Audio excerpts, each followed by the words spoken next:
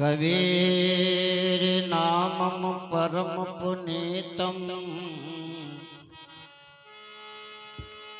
कबीर नामम परम पुनीतम। युगे युगे स्वामी हरन्ते दुखम, दातार मुक्तम पुरुषः पुराणम, चरणारविंदम सततं नमो। गुरु को कीजिए बंदगी, गुरु को कीजिए बंदगी, क्रोध क्रोध प्रणाम। कीर्तन जान भृंग गति, गुरु कर ले आप समान। आप समान शीश में, आप समान शीश में, ज्यों करला बहने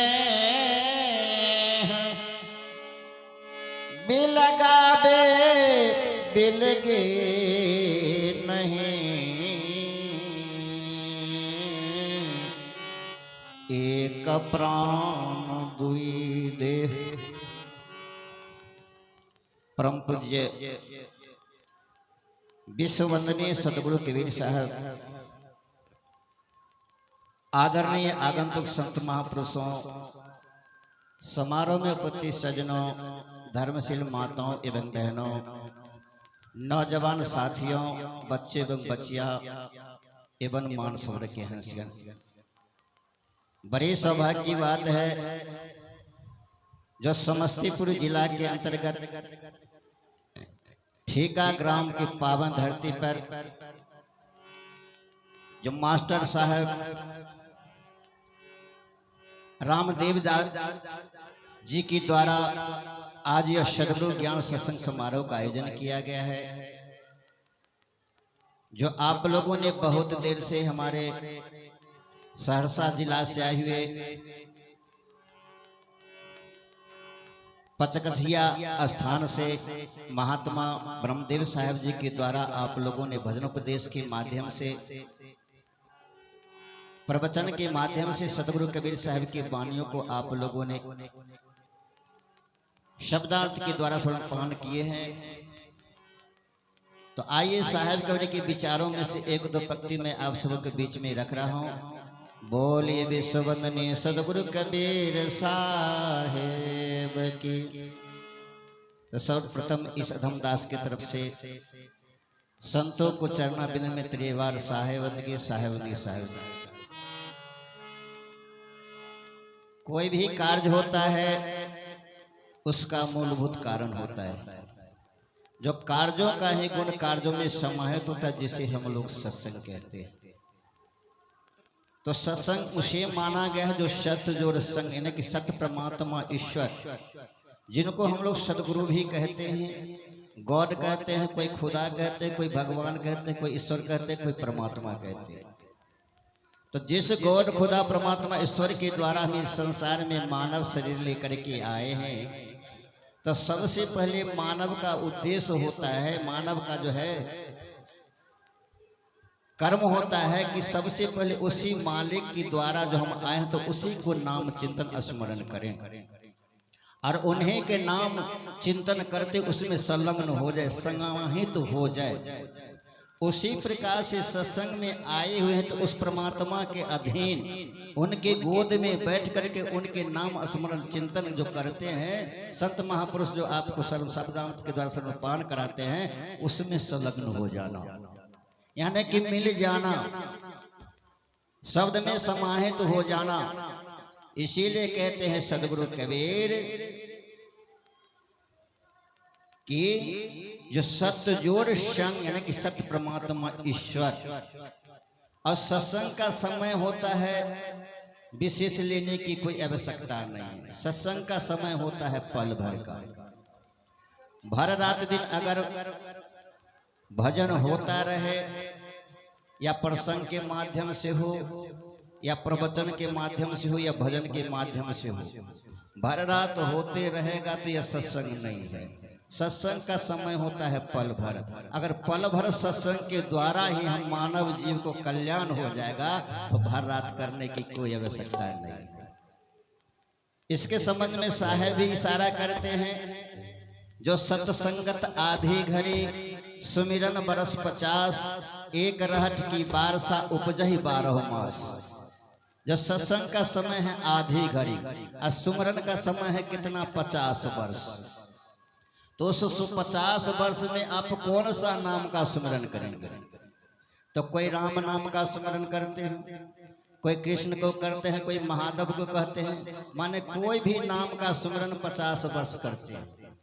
अगर उस 50 वर्ष के समय में नाम सुमिरन करने के उपरांत भी पश्चात भी अगर आपको स्थिरता मन नहीं हुआ, आपको शांति नहीं मिला, तो राम नाम जपने से कोई काम नहीं होगा। समय 50 वर्ष व्यतीत हो गया तो सुमिरन बरस 50, एक रहट की बारसा। अभी जिस प्रकार से पंडाल लगा हुआ है उस पर जो है छावनी लगा हुआ है, लेकिन फिर भी ताप जो है आप में लगता है तो झुलसने लगते हैं। उसी प्रकार से इस पृथ्वी पर जो ताप पड़ता है उस ताप से होता है पृथ्वी में जो है कम होता है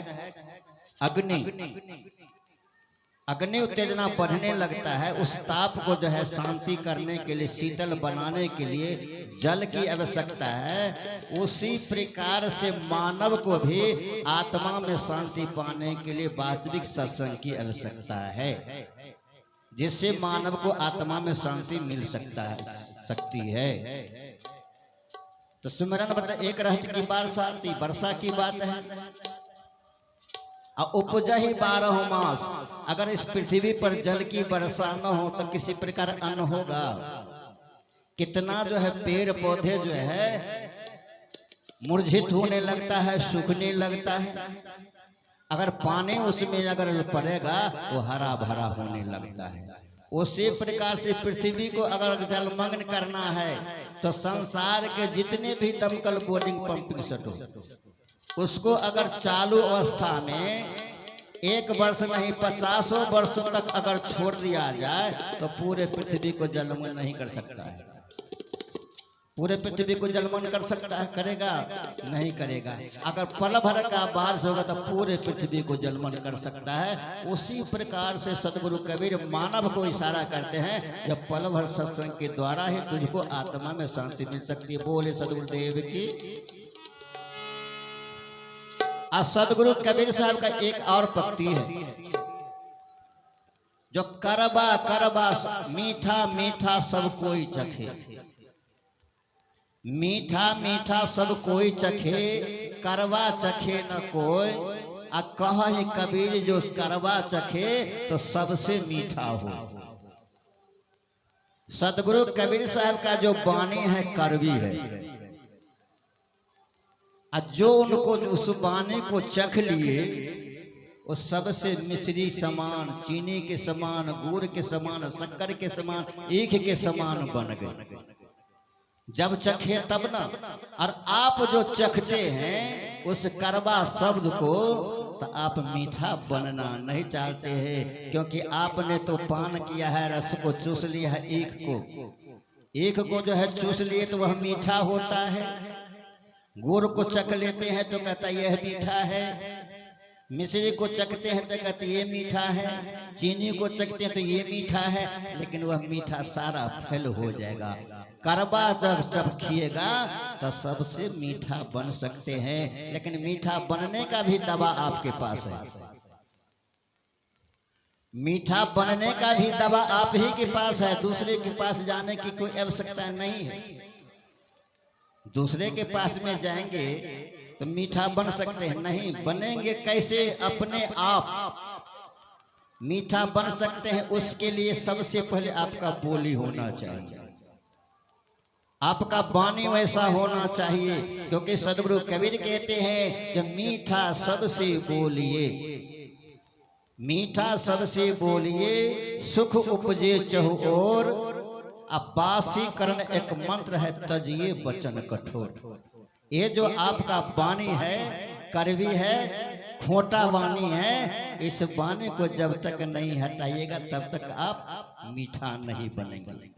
इसीलिए अगर प्रेम करना है, प्रीत लगाना है, तो जिस मालिक के द्वारा, जिस ईश्वर के द्वारा, जिस खुदा के द्वारा, जिस गॉड के द्वारा, जिस भगवान के द्वारा, जिन सदगुरु के द्वारा आए हैं, तो उनसे वैसा प्रेम कीजिए। तो आप तो प्रेम करते हैं इस शरीर से, प्रेम करते हैं बेटा बेटी से, प्रेम आपको करते हैं धन संपत्ति से, जर जमीन से, रुपया पैसा से, लेकिन परमात्मा से प्रेम नहीं होता है। वैसा प्रेम करने की कोई आवश्यकता नहीं है। प्रीत तो ऐसा कीजिए कि सदैव हम इस संसार रूपी सागर से पार हो जाए, मालिक का नाम चिंतन करते हुए। इसके लिए भी साहब निर्देशन देते हैं मानव को, जो प्रेम प्रेम सब कोई कहे, प्रेम प्रेम सब कोई कहे, प्रेम न जाने कोई, और 8 पहर निरखत रहे, प्रेम कहावत सोई। ये 8 पहर वैसा प्रेम हो। इसीलिए धर्मदास जी अर्जी करते हैं,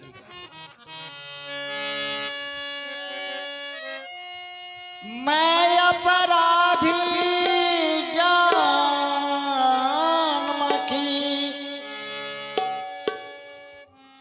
न कसिक भरल विकार, गुरुदाता दुख भंजना,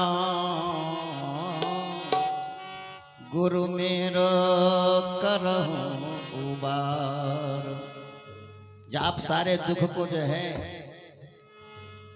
कष्टों को निर्वित करने वाले हैं, क्योंकि मैं तो इस संसार में आया हूं, लेकिन 3 चीज से, मन से, वचन से, कर्म से जो मैं विमुख हो गया, भटक गया, लेकिन फिर भी मैं आपके शरण में आने के बाद जीव को कृतार्थ कर लेते हैं, अपने शरण में ले लेते हैं।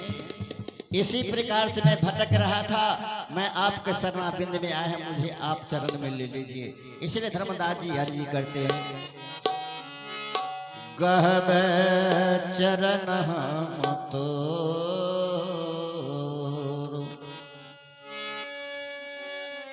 गहब चरण चरण,